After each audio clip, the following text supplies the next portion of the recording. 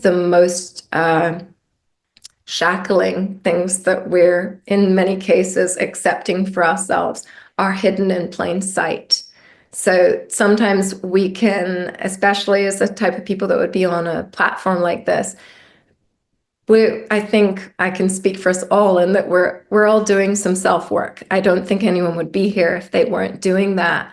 And sometimes we can end up making a lot of effort in doing self-work, but not noticing something that's right here. And that's not because we're foolish.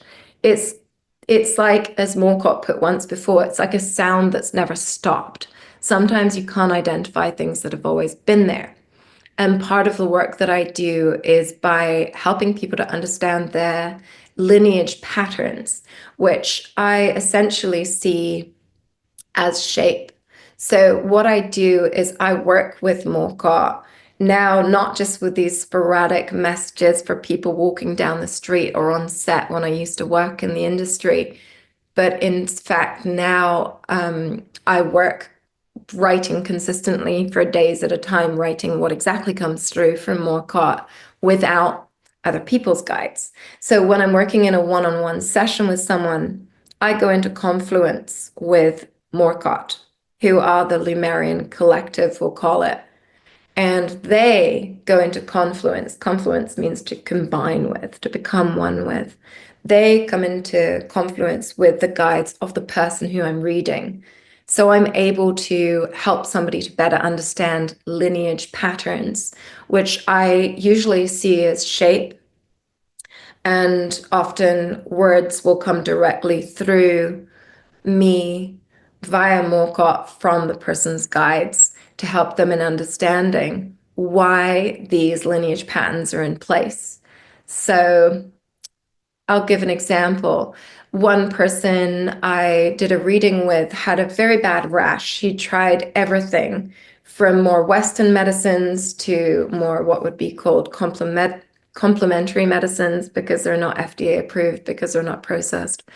And she'd really tried everything. And we spoke, and I would never give information on somebody who any of you would have context for, but I can speak on this since it's anonymous, of course. And she had been experiencing this for many years since she'd become a young woman. It turned out that in her lineage, I think it was her great-grandmother, at the time it was very clear, had been in a situation where she was very suppressed. She wasn't able to express her emotions. She had incredible misfortune of being in a dynamic where she would literally be in danger if she were to express herself. And so she just felt, and quite legitimately, that she couldn't. And this had remained in the ancestral lineage for these 3 generations. It was her grandmother. And the woman who I was reading was expressing this same sense of, I can't express my anger, my sadness, my frustration. She was taking on these, even though she's living in, this was a session I actually did last year. So it was 2024. She's an empowered woman. She has her own career. She's in a relationship where she actually can express herself. But she was holding on because of what I would interpret as a genetic continuation.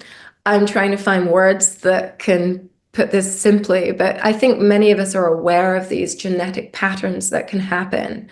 I guess the point I want to make is that sometimes it's so challenging to identify that as being what it is, or even to identify that as being something that needs to shift or be eradicated, or that you need to heal because it's perhaps always been there. So that's become a very important part, or I suppose has always been a very important part of the work I do, is helping people to hear themselves and to see themselves more clearly. And that's something that Morcott wants to speak on today, and that I'd like to speak on more, is essentially being able to see yourself more clearly.